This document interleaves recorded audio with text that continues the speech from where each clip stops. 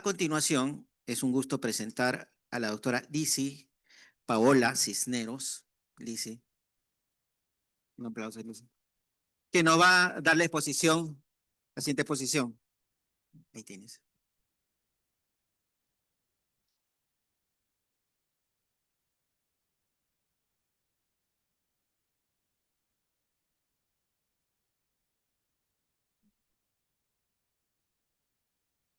Buenas tardes, soy la doctora Lizzy Cisneros, especialista en psiquiatría y además especialista en medicina preventiva y salud pública.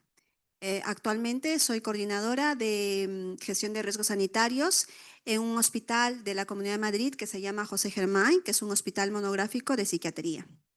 ¿Vale? Y voy a hablarles del impacto de la pandemia por coronavirus en la salud mental de la población.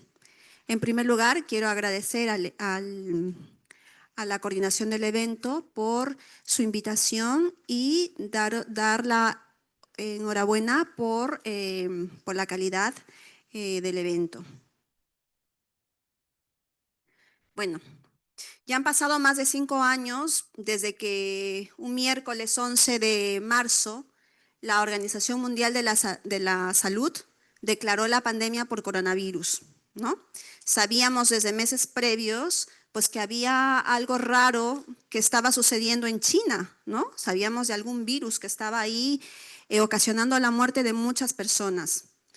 La pandemia por coronavirus ha implicado un antes y un después en la vida humana actual. Y desde que se declaró la pandemia, pues hasta la actualidad han muerto más o menos 7 millones de personas. Han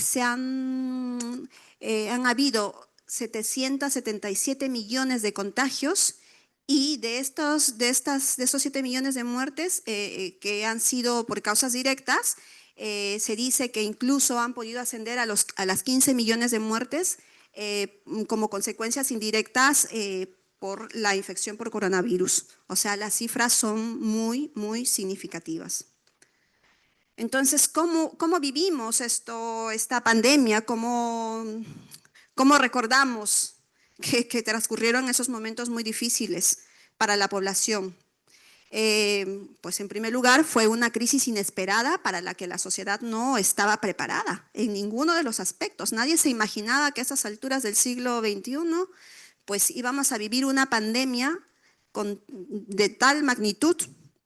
Entonces, esta pandemia provocó un gran cambio en las vidas, transformando lo cotidiano, nuestra vida cotidiana con nuestras familias, nuestro trabajo, etcétera, en una situación amenazante. No sabíamos en qué momento nosotros o alguien de nuestra familia se iba a pillar la infección y con todas las consecuencias posteriores. Otra de las cosas que caracterizó a esta etapa fue que hubo una sobreinformación de los medios de comunicación que provocaban principalmente un incremento en la ansiedad, con sensaciones de desamparo, desesperanza e impotencia. Todos buscábamos información en Google, en las noticias que nos bombardeaban de noticias, de información, todas catastróficas. Veíamos por la tele las cifras de muertos, la falta de equipos de protección. Muchos de los compañeros, los sanitarios, fueron, sobre todo en la primera parte de la pandemia, pues los afectados directamente porque no habían camas para atender a los pacientes, no había oxígeno. ¿Para qué recordar esos momentos tan difíciles que vivimos? ¿No? Y sobre todo la soledad, no solamente porque estuviéramos solos, o sea, me refiero que no es que viviéramos solos, sino que nos habían dicho que una de las formas para evitar el contagio era que procuráramos no estar cerca de sobre todo las personas mayores a los que teníamos miedo de contagiar. También la incertidumbre personal se potenciaba con la incertidumbre colectiva, ¿no? Entonces, de manera general, las reacciones iniciales a las medidas sanitarias del confinamiento, en primer lugar, fueron el miedo y el escepticismo. Además, obviamente, lo que implicó los efectos negativos sobre la salud física y la salud mental de las personas. En España se llevó a cabo esta encuesta sobre la salud mental de las personas durante la pandemia. Fue un primer estudio científico en este ámbito que se basó en una muestra representativamente de 3.000 entrevistas a los que se les hizo principalmente a través de llamadas telefónicas. Entonces, de esto, pinceladas de los datos como resultados de este estudio, se registró un 46% en el aumento del malestar psicológico, un 44% la disminución del optimismo y confianza, un 55% de las personas que reportaban sentimientos de no ser capaces de controlar la preocupación, 30% que experimentaron ataques de pánico, un 60% sentimientos de poco interés o placer en hacer las cosas, o sea, anedonia, bulia, y de sentirse varios días de caídas, deprimidas o sin esperanzas. También sentimientos de estar excluidos socialmente, ansiedad o preocupación más de la mitad de los días, esto entre un 15 y un 18%, más del 50% de las personas reportaron que habían sentido algún tipo de tristeza o ansiedad, un 35% admitía haber llorado durante la pandemia. Además, un 6.4% de la población había acudido a un profesional de la salud mental por algún síntoma como ansiedad, el 43%, depresión, un 35%. Y todos estos síntomas relacionados con la salud mental se duplicaban en las mujeres. También un casi 6% de la población había recibido un tratamiento con un psicofármaco, ansiolíticos sobre todo, principalmente, un 58%, antidepresivos, 41%, 68% de ellos había tomado durante más de 3 meses y un 77% seguía tomándolo en la actualidad, o sea, esto fue al año. También el porcentaje de hombres que aumentó el consumo de psicofármacos durante el confinamiento fue del 7.6%, mientras que fue más del doble en el caso de las mujeres. Asimismo, se evidenció que las mujeres tenían un mayor número de problemas relacionados con el estado de ánimo, mientras que los varones lo tenían en la mayor medida en cuanto a ansiedad y estrés postraumático. ¿Vale? También se estudió los problemas relacionados con el estado de ánimo según la clase social, y la clase baja, obviamente, que tenía pues mayores puntuaciones en cuanto a personas decaídas, en cuanto a consumos de ansiolíticos, antidepresivos y prescripción de consumo de psicofármacos. Otros datos. El 15%, casi el 16% de las personas declararon haber tenido algún ataque de pánico o ansiedad, siendo mayor en mujeres.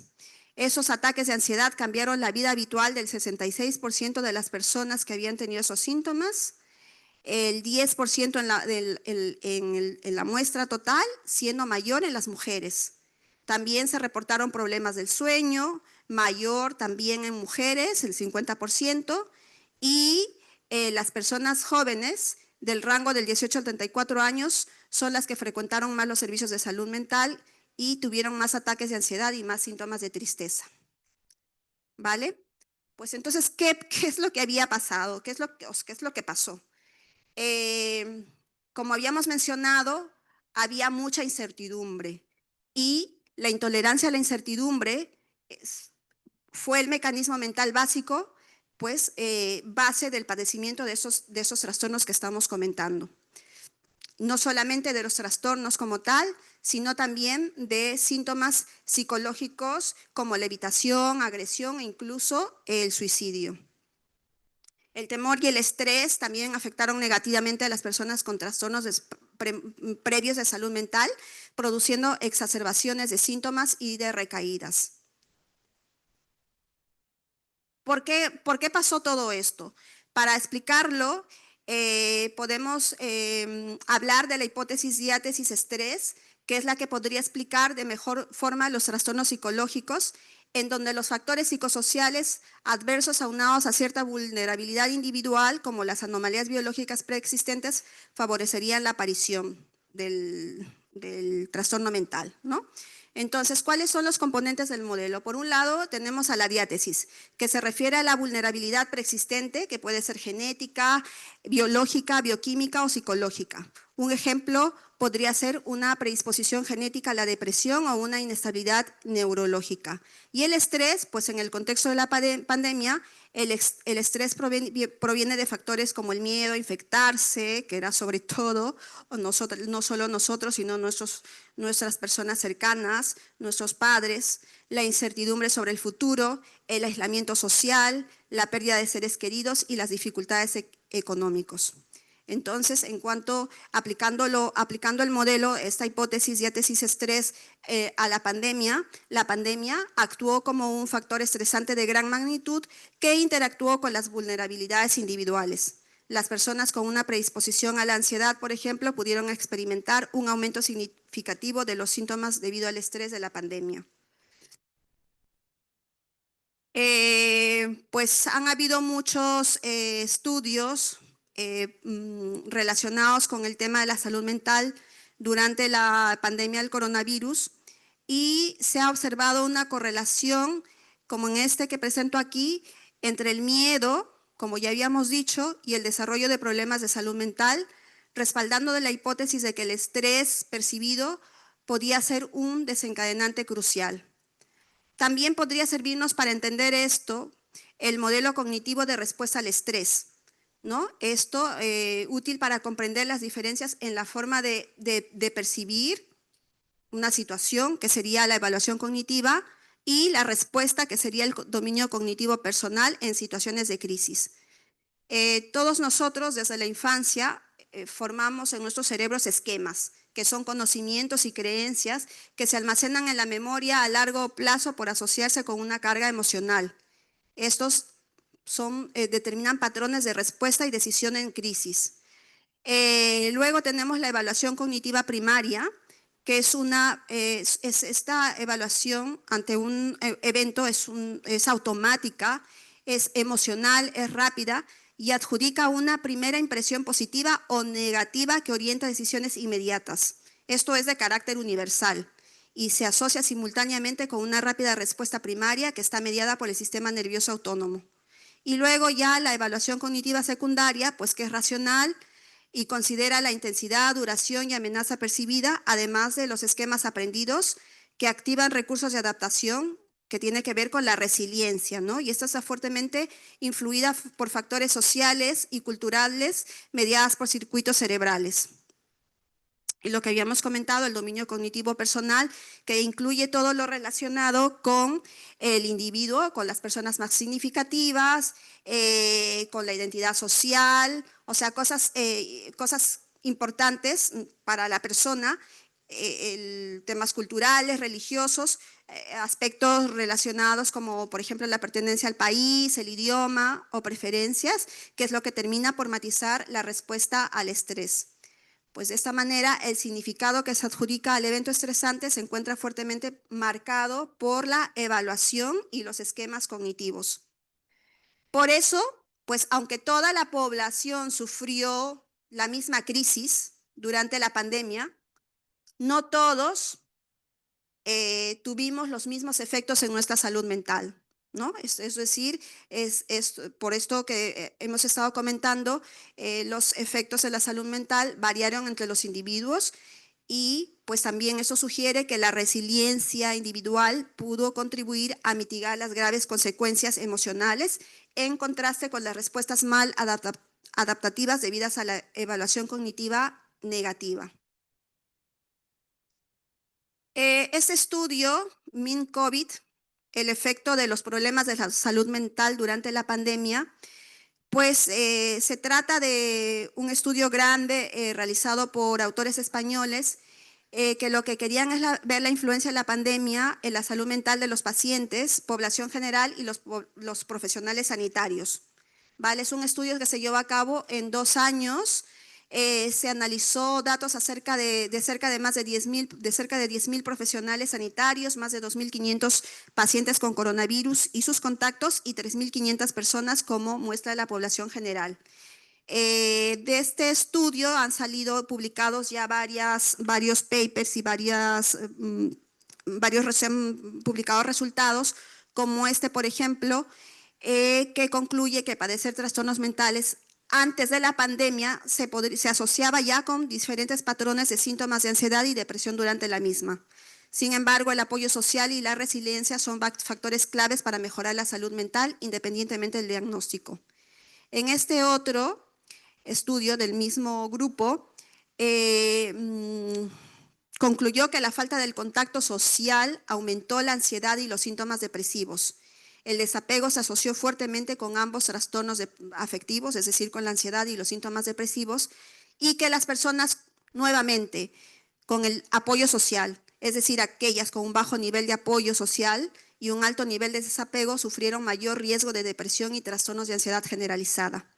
Este otro tercer estudio también es del mismo grupo y estudia la asociación entre los trastornos por consumo de sustancias y la depresión durante el confinamiento por coronavirus y el papel moderador del apoyo social. Concluyó que el aumento de los trastornos derivados del consumo de sustancias, especialmente durante el confinamiento, a su vez, fue un factor de riesgo de síntomas depresivos y de trastorno depresivo mayor.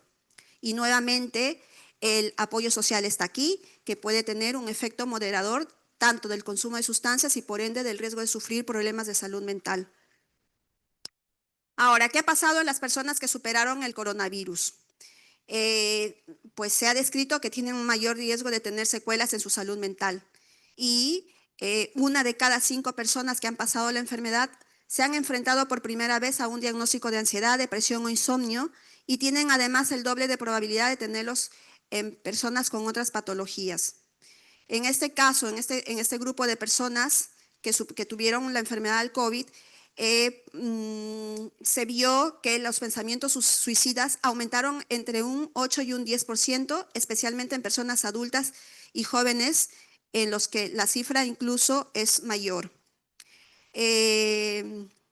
Sobre todo, el empeoramiento de la salud mental se ha observado en personas que viven situaciones socioeconómicas más desfavorables y entre las personas con problemas de salud mental previos.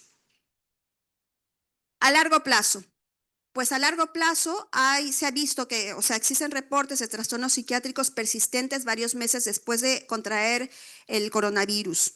Estos autores en el primer recuadro, Massa y su grupo reportaron que el 55.7% de los pacientes tuvo síntomas psicopatológicos como depresión y ansiedad un mes del alta hospitalaria. Y en el otro estudio de CEN y colaboradores, informaron un 18.3 de depresión y 16.2 de ansiedad, incluso 2 meses después de la infección. También se describieron trastornos cognitivos y de memoria que aparecieron en el 19.7 y en el 17.5% respectivamente. Ahora, pues ya no tenemos la pandemia, ahora estamos en una etapa endémica del coronavirus y lo que se sabe es que además de los cambios psicosociales asociados con la pandemia, lo que hemos ido comentando, los trastornos mentales, se sabe que el coronavirus puede inducir psicopatología por infección directa del sistema nervioso central, ¿no? Estábamos viendo que básicamente se implicaba los factores al estrés, al miedo, tal, pero hoy en día se sabe que también puede inducir la aparición de trastornos mentales por la infección directa del sistema nervioso central, ¿no? A la posible infiltración cerebral, porque sí sabemos que podía atravesar la barrera hematoencefálica, etcétera. Había la tormenta de citocinas, etcétera, están implicadas en la respuesta inmunitaria con los coronavirus que pueden causar síntomas psiquiátricos al precipitar un proceso de neuroinflamación. ¿Vale? Entonces, como conclusiones, la pandemia ha causado una gran angustia en la población que se ha traducido en un aumento de tasas de depresión, ansiedad y otros trastornos psiquiátricos y es probable que esa tendencia continúe. Las investigaciones de los mecanismos sociales, psicológicos y biológicos asociados con los trastornos mentales todavía no son del todo claros y las estrategias que se han implementado continúan vigentes, sobre todo debido a la persistencia de ese tipo de padecimientos. Es importante el seguimiento de los pacientes y el tratamiento adecuado en cualquier secuela persistente o emergente, tanto en el ámbito físico como el psiquiátrico, y que la interacción entre las secuelas físicas y mentales y el efecto para la salud y el bienestar social a largo plazo son tareas de investigación pendientes. ¿Vale? Pues no sé si me he ceñido al tiempo o me queda. Porque bueno, yo lo que quería comentaros es nuestra experiencia en el hospital en el que yo trabajo. Como os comentaba, es un hospital monográfico de psiquiatría de pacientes con trastorno mental grave. Tiene diferentes unidades y servicios, tanto ambulatorios como de hospitalización. Y en el grupo de los pacientes hospitalizados atendemos a pacientes con trastornos mentales graves en estancias prolongadas. Entonces, cuando tuvimos la primera ola y que obviamente que el gobierno español también declaró la alarma y por lo tanto las medidas restrictivas severas, pues los pacientes, que sobre todo en la unidad que se llama UCPP, que son pacientes crónicos que viven 50 años o 40 años ahí, pues no podían salir, obviamente, como todo el resto de la población de la unidad de hospitalización. Entonces, fue un poco paradójico porque los pacientes se portaron espectacularmente. Parecía como que iban a haber mayores tasas de descompensaciones y tal, pero no. El 40% de esos pacientes tuvieron positivo en las pruebas para coronavirus y 3 pacientes solo fallecieron de los 90 pacientes que teníamos ingresados. El problema fue posterior, cuando parecía que ya las cosas se aligeraban y que había terminado la pandemia. A los pocos días, desde que se dio fin a la primera ola, se declaró una segunda alerta sanitaria por el coronavirus. Entonces, en este momento fue crucial las medidas que nosotros adoptamos en el hospital, puesto que lo que pedían los compañeros, me refiero a enfermería, etcétera, pues era que los pacientes también se quedaran confinados, porque ya desde la primera ola el gobierno español dio, o sea, ya podíamos todos hacer vida normal, ¿no? Con nuestras medidas no farmacológicas, la mascarilla básicamente, pero que ya podíamos hacer vida normal. Sin embargo, en el estigma que todavía se vive en España, a pesar de que es un país, se supone, un poco más abierto, el estigma pues sí que salía a relucir en ese momento, puesto que pues se negaban totalmente me refiero a los profesionales sanitarios, a que los pacientes con trastorno mental salieran de las unidades de hospitalización hacia afuera del hospital, porque son pacientes que están ingresados, pero que es de puertas abiertas, los pacientes pueden salir.